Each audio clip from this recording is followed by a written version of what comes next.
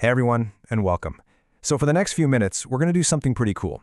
We're going to take just 1 week in mid-September 2025, look at a handful of headlines that seem totally random, and find the hidden story that actually connects them all. I mean, it's a good question, right? At first glance, it's just noise. A sports score here, a business launch there. But if you look just a little bit closer, you start to see these patterns emerge. You see these threads of ambition, of triumph, and of change that, believe it or not, tie everything together. And today, that's exactly what we're going to do. We're connecting those dots. So, here's our game plan. We're going to kick things off in the world of sports. Then we'll jump over to the crazy fast world of digital business, check out some new faces in leadership, and then, at the end, we're going to pull it all together and see what that bigger picture actually looks like. Okay, first up, the sporting world.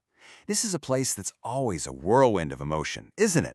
It's all about huge new beginnings, incredible victories, and sometimes some really tough goodbyes. Let's start with this number. Wow, 825 crore rupees. That is a huge amount of money, and it represents a massive scale of ambition. This was the cost of India's largest ever sports complex, which opened its doors in Ahmedabad on September 16th. You know, a project this big, it isn't just about building stadiums. It's a country making a powerful statement. And you can really see that statement when you look at what's inside.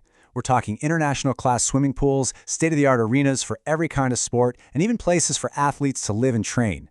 The goal here is crystal clear. They're building the foundation to host the biggest sporting events on the planet. But you know, that's the thing about sports, isn't it? For every grand, spectacular opening like that, there's always a quiet and often really difficult closing chapter happening somewhere else.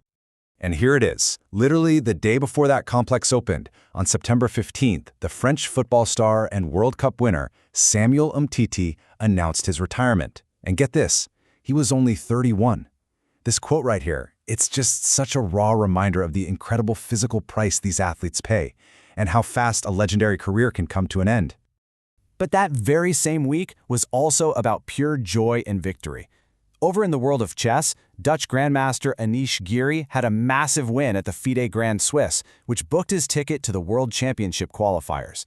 And at the same time, in the world of cricket, another amazing victory was unfolding, one that had been a long, long time coming. See, for the Central Zone cricket team, winning the Duleep Trophy wasn't just another win. No way. This was the end of an 11-year drought. And to make it even sweeter, it was against the exact same team that beat them all those years ago. You just can't write drama like that. It's fantastic. All right, let's switch gears. We're moving from the drama on the field to the ambition in the marketplace. Because in the world of modern business, it's all about digital speed and star power, and things are changing faster than ever. So get this, in the first half of 2025, something big happened in the world of digital banking. Kotak Mahindra Bank's app, Kotak 811, got downloaded over 16 million times. That's enough to jump right past the government-owned giant, SBI Yono, and become the third most downloaded banking app in the entire world. So how on earth did they do that? Well, with this number, a mind-blowing 250% growth year on year. That kind of explosive growth made Kotak 811 the fastest-growing banking app on the globe during that time. It's a perfect snapshot of what digital ambition looks like today. Meanwhile, another story of ambition was playing out, but this one was all about mixing celebrity with commerce. The e-commerce giant Mantra partnered up with cricket legend Sourav Ganguly to launch a new brand called Saurabhagya, a premium line of ethnic wear. And the name? It's this really clever mashup of his first and last names.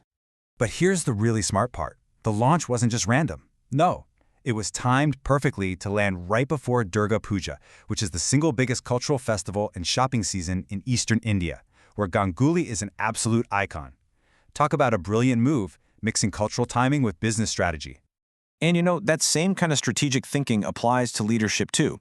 In the world of government and global organizations, two key appointments from this week really show us this delicate balance between keeping things steady and managing important changes. So on the world stage, we had Dr. Seema Sami Bahus reappointed to lead UN Women. That was on September 11th. Then, just a few days later in India, Acharya Devrat took over as the governor of Maharashtra. Now, on the surface, they seem kind of similar, right? Two big appointments. But they actually tell two very different stories about what leadership means. And that difference is really key.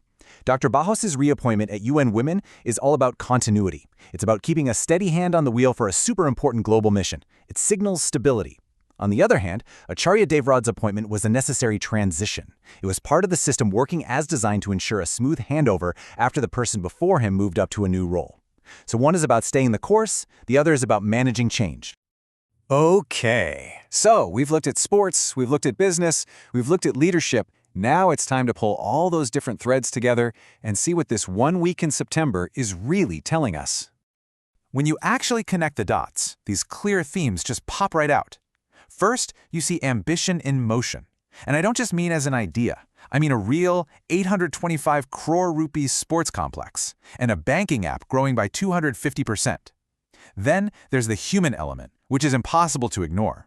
It's in the bittersweet story of a career ending too soon and the absolute joy of a team finally winning after 11 long years.